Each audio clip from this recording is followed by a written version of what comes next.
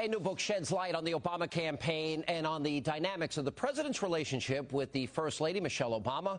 Now, according to the author, it was apparently Michelle who convinced her husband to adopt the campaign slogan, "Yes, we can," and who also vetoed Hillary Clinton as vice presidential candidate.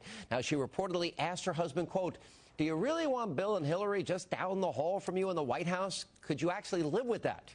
Now, the book that reveals all of this in detail is Barack and Michelle, A Portrait of an American Marriage. And the author of that book joins us now, Christopher Andersen. Chris, thanks for being here. Good to see you. Great to be here, Sean. Appreciate it. Well, first of all, how did you get all this information about their relationship? You talk about their troubled times. Right, they apparently had a rocky marriage at one point. Absolutely, and they've been open about that, actually. Yeah, I would talk to people who knew them in Chicago, who knew him in Hawaii growing up. You know, all the background, a couple of hundred people who really were there during the genesis. They've only been in the public eye for, what, 4 or 5 years nationally.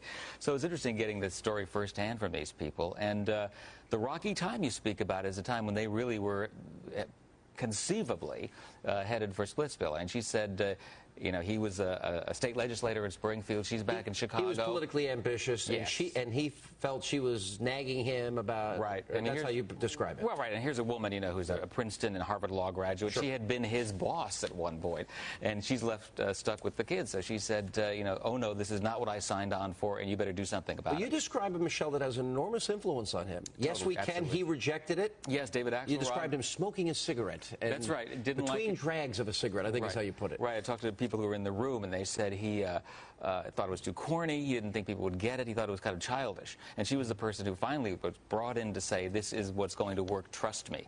And he did. And I think it's one of the most important decisions he made early in that campaign, frankly. Yeah, and not picking Hillary was another big influence she had. Absolutely. You know, once again, Barack has said over and over again that when I make an important decision, she's the person I go to. She is my chief counselor, my chief advisor, and he asked her opinion, and she told it to him. Well, look, the thing that fascinated me, and I had read this at some other point, I don't remember exactly where, but you described it, you write a lot about Bill Ayers and Reverend Wright, and Reverend Wright even weighed in on the "Yes, we can" slogan very positively, and you write about that, page 210, I just happen to remember. But Bill Ayers helped with his book, and you actually you found the literary devices and themes bear a jarring similarity to Ayers' own writings. That's true, and you know, they were good friends. I mean, during the campaign, of course, they were good friends. Yes, of course, they were. He denied. There was a kind of he did, and there was a little bit of a literary cabal there that was interesting in Chicago. They were all giving each other quotes for their blurbs to promote their respective books. So Sean Hannity was right when I said that they were close friends. He started his political career in his house. Yes. He sat on boards with him, gave speeches with him. Yes. They were good friends. They were. So they were lied, friends. So he lied to the American people. I think. Well, let's face it. During that campaign, I think he was doing some backpedaling. I'll be honest, and I think that Michelle probably recommended that he not emphasize their relationship with Ayers. And Bill Ayers was more than happy because he wanted him to be president. Right. And so Bill Ayers went underground, no pun intended. Right. But one thing that I think is fascinating about Michelle is that she is so pivotal, not only in all of these decisions you're talking about, but she really made him what he was. I mean, don't forget, he wasn't connected to anybody in Chicago. She's the person who connected him through the law firm she worked with, through her job at City Hall when she worked for Mayor Daley. And she's the person who taught him how to speak to African-American audiences, because he was considered to be rather stiff. But even as it goes to Reverend Wright was involved in a lot of decisions, and the person that was closer to Reverend Wright, you say, that was, quote, in awe of him, to use your phrase, was Michelle. Exactly, and you have to realize what he helped them with. I mean, he did help them get through some of the personal crises. Her dad died of MS at the age of 55. Barack's mom died, of course, as we know, and all of these kind of emotional things drew her closer to Jeremiah Wright.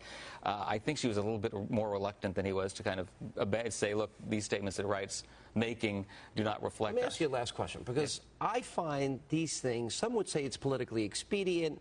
You describe a couple that is very ambitious, but they seem to be willing to skirt the truth quite often in pursuit of that ambition. Now, hang on, I'm just using what you're saying. Well, well, I would say you are describing dishonesty. I would say politics in America. Look, I think we should just be damn grateful that we don't have the Clintons in that White House from the standpoint of a marriage, because a marriage, the state of a marriage is an important thing in this country, and I think you want to have a solid. All right, but you're kind of ducking. You describe blatant dishonesty.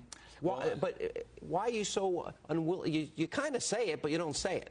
I give the facts and let people make up their mind about what is expedient, what is allowed in the campaign, whether or not people bend the truth to serve their purposes. Hey, let's face it, both parties do this thing. Not all. There are honest people in the world. I don't believe in these broad, sweeping generalizations. Well, there are, but I think one would not get elected president if they were painfully honest and perfectly honest about these things. Was he honest about Ayers and Wright? Not totally. Okay. And I think fair and fair, and I won't push any further. Okay. It was a fair assessment. I got to be honest, I enjoyed the book. I really did. I thought it was a fascinating portrayal. I learned a lot. Thank you for being here. Thank you. I enjoyed it. Thanks. And let not your heart be troubled. When we come back, the great American panel straight ahead.